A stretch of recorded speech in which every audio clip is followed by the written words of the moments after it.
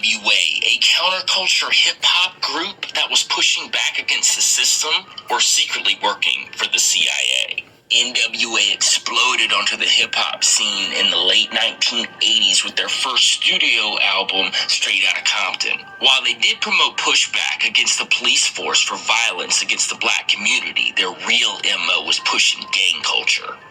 This was by design. It has already been well documented that there was a secret meeting between label execs and government officials to push gangster rap as a form to fill up the privatized prisons, which in turn would line their pockets.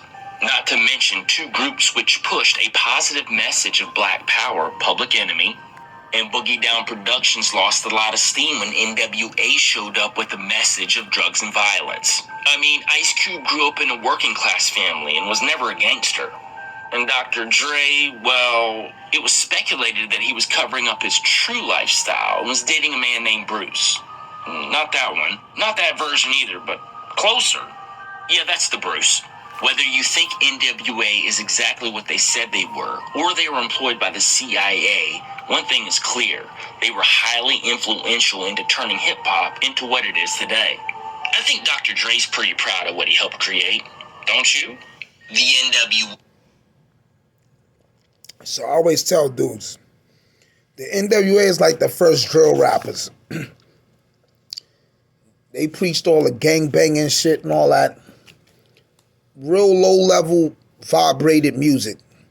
Wasn't nothing lyrical or none of that. And don't get it twisted, they legends.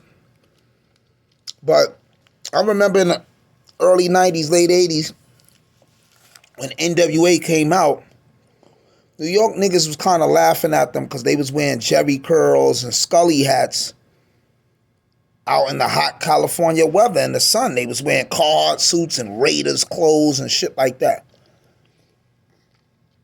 And New York used to laugh at them. It wound up coming full circle to bite New York in the ass years later, because now New York is full of Bloods and Crips and a bunch of dudes emulating and imitating, you know, California's gang culture. But yeah, none of them was real lyrical. Ice Cube later on had bars when he came out with America KKK and Horny Little Devil and all that, and he got on his radical shit. But yeah, fam has a point. This guy has a point, you know. They kind of did push an agenda. It led a lot of people to prison. And it's crazy, you know. People probably gonna say, oh, what makes them any different from Kool G Rap on the East Coast?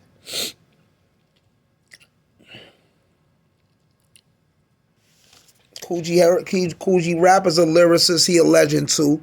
He made like mafia music, crime music. People might say, well, what makes them different from Iron Sheik? I make warlord. I make warlord music, espionage music. That's what type of concepts I would say it is, and it falls under dark soul, soulful, gritty beats. But you know, I rhyme about going against the establishment, the machine, crooked cops. You know, I just like, I'm a painter. You know, I'm a painter. I'm a narrator, and I'm a audio narrator, and I just give y'all the dark side of life, the dark shit. I rhyme for the bunnies too and all. I got positive conscious songs too. So I do a little of everything. I do what Public Enemy do, Chaos One do, NWA do, but in my way. But anyway, yeah, man, NWA is the first drill rappers, and they contributed to the destruction of black people. Let me see what this pedophile shit is about. Hold on. See what this dude talking about. Nazi Germany had a plan to sexualize America's children. And Nazi German scientists started working with Alfred Kinsey in the U.S., the Kinsey Institute. The great sex researcher of the 1950s. Absolutely. And this is a man who performed sexual acts on 6-week-old babies, boys, and then wrote that every child wants to be sexual. And he interviewed pedophiles and asked pedophiles, what do you think a child wants? It's a completely flawed work, but we have built America's sexual foundation. Every book every viewer read when they grew up was based off of Kinsey's work, all our curriculum. Hugh Hefner was a subject of Alfred Kinsey. I didn't know. Kinsey met Hefner at a college campus, and Hefner was still a virgin at the time, and he groomed Hefner, and he said, look, through publication and pornography, we can desensitize the American male. It is a planned, systemic, and systematic attack on God's purpose for sexuality. Nazi Germany had a plan to... So Nazi Germany, Hugh Hefner, pedophilia, sex, fornication. Everybody's hypersexualized. Everybody want to bone, just suck, fuck, and nut.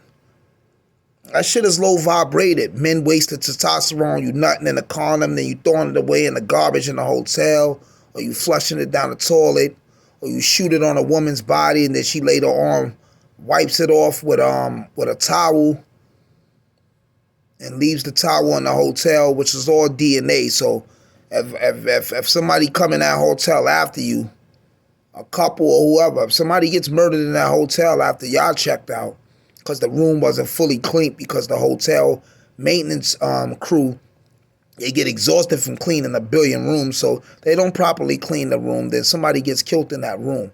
And then when CSI comes and they check for semen and samples and fluids and evidence, and then your semen is still in there, like, you know, is dead cells, but they can tell, like, oh, this shit was just recent, like, you know, an hour ago or 2 hours ago.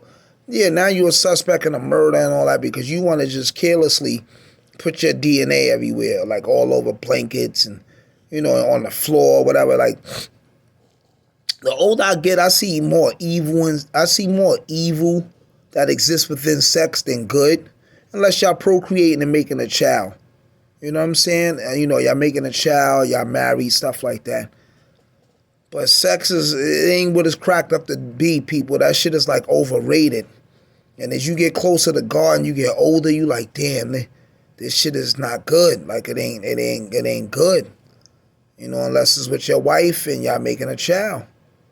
That shit wastes a lot of energy and all that. It don't get no bag or nothing unless you're a prostitute. You know, but like he said, Alfred Kinsey. Look him up, people. This is good information. So now, we're going to go to the next one. You know, we're going to go to the next one, people. You know, common sense, which ain't common. Follow up, man. You're going to meet some people here tonight. Follow up with them. You know what I'm saying? A lot of people don't follow up. You know, when I go into a place and work a room, I'm not here looking for girls or drinking or fucking around. I'm here to see what opportunities could happen. It might be one, it might be six, it might be 100. But when you walk into a room, see how it's going to build for you to become organically inclined with someone else. Communication. Communication is key. If you got an email, you got text, you know, back then we had rolls of quarters and beepers and payphones. You got to be able to communicate with people, right? Be organized. Don't show up fucking late. Don't walk in with the homies. Don't smell like weed. Don't smell like fucking alcohol when you go into a meeting. Be professional. You know, common sense, which ain't common. Follow up, man. You're going to meet some people here tonight. Follow up with them. So, fellas, only time y'all should really be going to clubs, events, is to network and build bridges and increase your wealth and increase your worth. If it ain't progressive, it's digressive. If it ain't influential, it's consequential. Right? So, me personally, I don't go out unless I'm making a move that make a difference. Other than that, I stay invisible. When you stay invisible, you out of sight, you out of mind. You can get more done in secrecy. Right? It's hard for people to really, you know, tap into your moves because they don't know what you're doing. So when y'all out, people, y'all in clubs or whatever, network, build bridges. Don't just go out to party and waste your money and shit like that and frolic around. That shit ain't about Franks. We getting older, people. You know what I'm saying? We getting older. Let me see what this guy's saying. What the NBA was saying was, you're right, young man. You're right about truth. You're right about media. You're right about the corporatocracy. You're right about globalism. You're right about Satan. But you don't have enough power to do anything about it. And instead of us actually confronting the lies and doing what's right, we'd rather you kill yourself. They want every American, God-loving, freedom-allegiant person in this country and around the world to kill themselves. You know why? Because they're nihilists. There's nothing better for Satan than to get a person to kill themselves. In World War II, the height of carnage was people killing each other. After that, they pivoted. I don't pivot. I never pivot, especially not for no neoliberal establishment, no white liberal woman. We don't pivot. Strong black men, we don't pivot. They pivoted. When World War II hit, they were satisfied. They were satisfied with the carnage of man killing man. And after World War II, the new scam is to create so much chaos, so much demoralization, so much dependence on drugs and alcohol, so much dependence on porn and superficial affirmation that more people than ever kill themselves, because that'll really make God sad. What the NBA was saying was, you're right, young man, you're right about... Yeah, people, out of chaos comes order. Out of chaos comes order. A lot of y'all's distracted. Y'all caught up in bullshit, trying to stay in the loop. Y'all still looking for the glitter, the glamour, and the gold. The only way you should still want to stay in the loop if it's something that's going to help you economically and put you in position to put other people in position and strengthen your alliances and become a more responsible person in society to contribute to the uplifting, because there's a dark force running around, right? There's a dark force running around, and they terminating everybody. It's Operation Cleanup. The suicide rate is high, the prison rate is high. We in a time where evil is good and good is evil, right is wrong and wrong is right. The bum niggas is looking like the rich niggas and the rich niggas is looking like the bums. You know, the suckers is looking like gangsters and the gangsters is looking like suckers. People, y'all gotta stay diligent and militant out here. It's not a game. Y'all gotta stay woke. Education is elevation, movement is medicine. But they don't want anybody living out in the boonies. Anybody that's got a couple of acres of land and his own water supply and can grow his own food and that kind of thing, or have some sheep or some chickens, these people are a threat to the collectivist society, because they aren't going to go to the politicians and say, please feed me, please clothe me, please give me shelter. They tend to be independent. That's the secret behind Agenda 21. They want people out of the country. They want corporations out there growing all the food and that kind of thing, but they don't want anybody living out there, because that way they cannot be controlled. In order to control mankind, we have to get them all into the big cities. We have to rack them up and stack them up, get them dependent on the state for their food, but they don't want anybody living out in the boonies. We gotta rack them up and stack them up. We gotta get them in the big cities and control them. All the big cities throughout the world is maximum prisons. Each project is housing developments, housing units, and each building within the housing unit is a cell block. That's another story. We'll talk about that another time. The gods don't mingle with the mortals. Kings don't eat with the peasants. The only time wise men hang around fools is when they educating them or enslaving them.